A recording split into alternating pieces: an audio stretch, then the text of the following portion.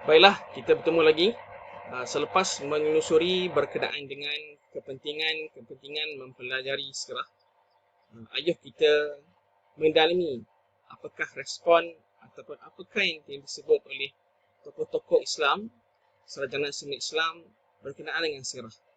Yang mana sedikit sebanyak mempengaruhi hidup mereka dan pastinya akan mempengaruhi hidup kita. Tokoh pertama yang saya masukkan ialah tokoh yang bernama Ismail bin Muhammad bin Sa'ad bin Abi Waqqas. Beliau merupakan cucu kepada sahabat, iaitu Sa'ad bin Abi Waqqas, sahabat yang turut bersama dalam perjuangan Nabi dan sahabat yang bersama dengan Nabi dalam peperangan-peperangan yang Nabi hadapi sepanjang hidup beliau. Apa yang disebut oleh Ismail berkenaan dengan penekanan sirah terhadap keluarganya, beliau menyebut, ayahku mengajarkan kepada kami tentang ghazwah Nabi. Ayah sering mengulang-ulang kisah ghazwah Nabi. Ayah berkata, kisah tentang ghazwah Nabi merupakan warisan nenek moyang kalian. Oleh itu, janganlah kalian mensia-siakannya.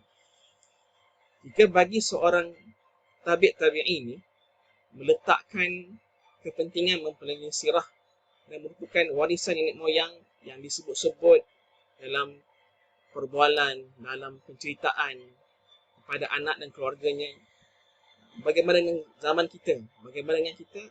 Jika kita ingin melepas peluang ini untuk bersama-sama mengikuti jejak langkah para sahabat tabi'in untuk mempelajari sirah. Jadi ayuh kita jadikan pelajaran sirah sebagai salah satu daripada warisan kisah-kisah perbualan-perbualan dalam kehidupan seharian kita di rumah maupun di mana sahaja. Tokoh yang kedua yang kita boleh bincangkan ialah tokoh yang bernama Profesor Dr. Ali Muhammad bin Ash-Shalibi.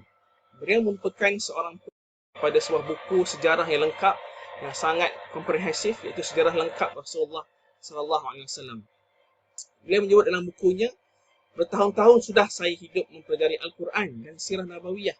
Bagiku mempelajari keduanya merupakan hari-hari yang paling indah. InsyaAllah. Berbunga-bunga beliau menyebut perkara tersebut.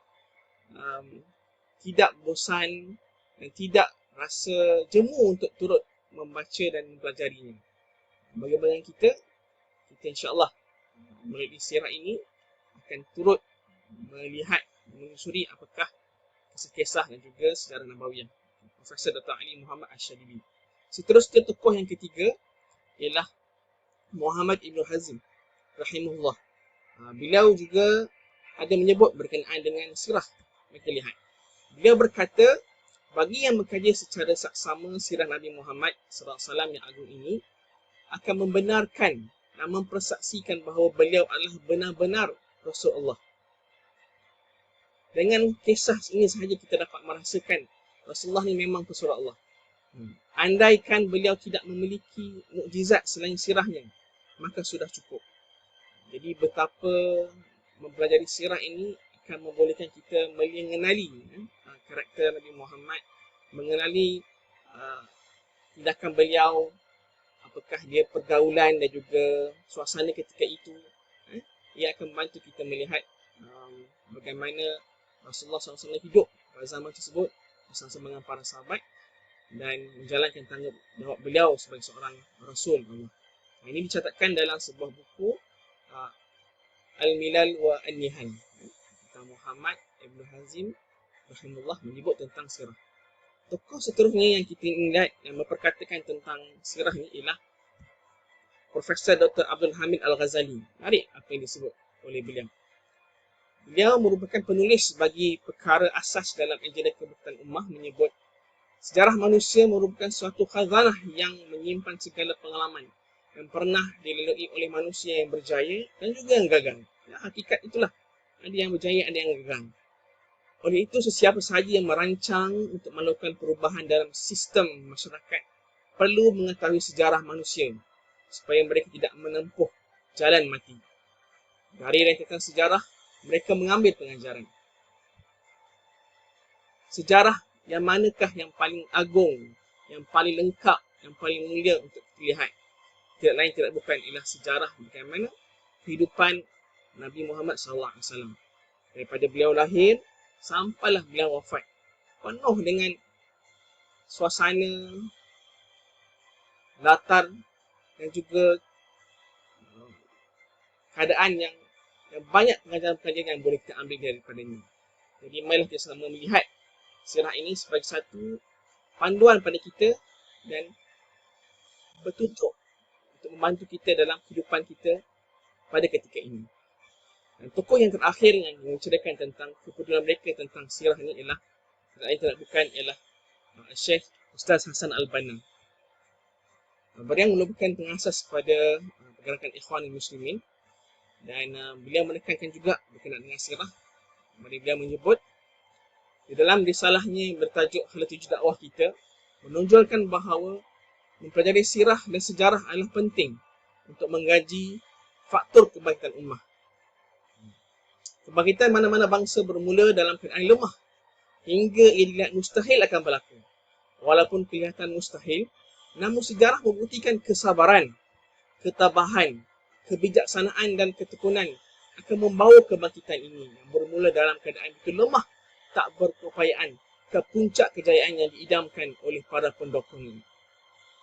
Siapa sangka semenanjung tanah Arab yang hanya dikelilingi padang pasir yang kering kontang akan melahirkan cahaya dan ilmu pengetahuan seterusnya dengan kuasa rohani dan politik penduduk yang mampu menguasai kemajuan negara di dunia.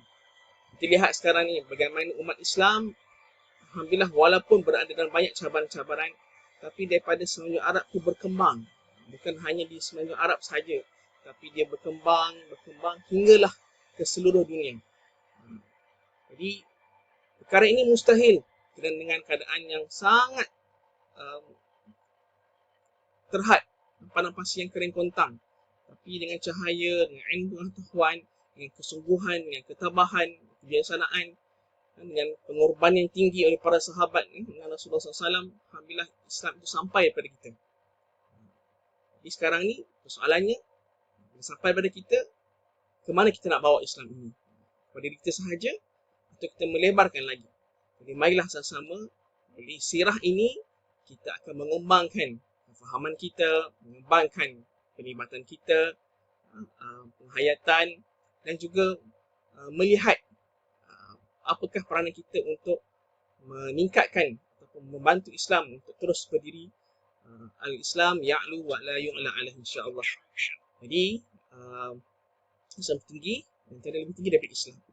Jadi kita melihat pada kepentingan sirah dan apakah respon kepada sirah oleh beberapa tokoh-tokoh yang saya bawakan 5 dan seterusnya kita akan melihat kepada kesimpulan kepada perbincangan topik kepentingan dan respon tokoh Islam terhadap sirah ini. Baik. Apakah kesimpulan yang kita boleh lihat dalam sesi ini? Yang pertama sekali ialah kaitan subjek di hari ini, sirah, dengan subjek yang sebelum ini, iaitu hadis. Kita lihat bagaimana ia sangat berkait rapat dan malah dengan adanya subjek sirah dan hadis ini, dia akan saling lengkap melengkapi antara sama lain.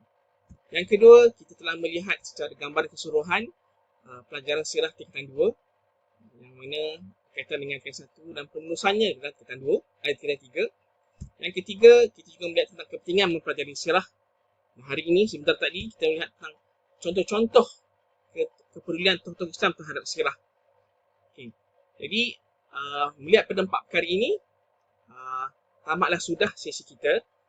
Namun demikian, untuk memberi satu kefahaman yang lebih mantap kepada pelajaran kita, Mu'alim minta anda semua pergi ke link ini, link yang telah Mu'alim sediakan untuk antum melihat dan memberi maklum balas kefahaman anda terhadap pelajaran kita. Okay. Dan seterusnya, apakah dapatan ataupun apakah respon anda apabila memahami pelajaran kita pada hari ini, iaitu di link ini. Yang seterusnya. Okay. Baik. Jadi, itu sahaja untuk kali ini. Kita akan bertemu dalam subjek had sirah sesi yang akan datang. Wabillahi taufiq wal hidayah.